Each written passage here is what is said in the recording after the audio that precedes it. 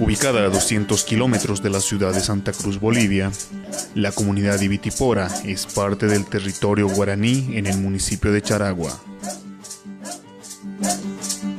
Ibitipora es una comunidad indígena que vive en armonía con la madre tierra, la naturaleza.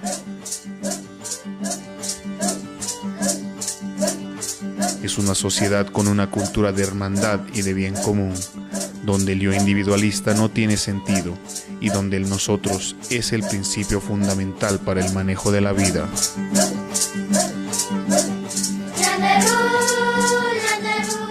A través de su arte, su tecnología, su medicina y sus formas de vida, Ibitipora ha establecido desde sus ancestros una cultura comunitaria que busca el vivir bien.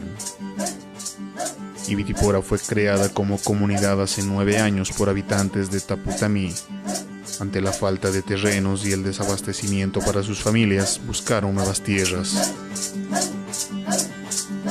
Hace 3 años, la organización Causay, dedicada al fortalecimiento y vitalización de culturas indígenas, viene trabajando con la comunidad de Ibitipora. El principal emprendimiento, la creación de la Escuela de los Derechos de la Madre Tierra. Hoy en día esta escuela fortalece los modelos de manejo y gestión territorial con miras a la autonomía de Ibitipora.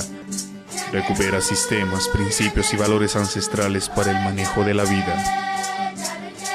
Además lleva adelante proyectos de agricultura, horticultura, apicultura y agroforestería.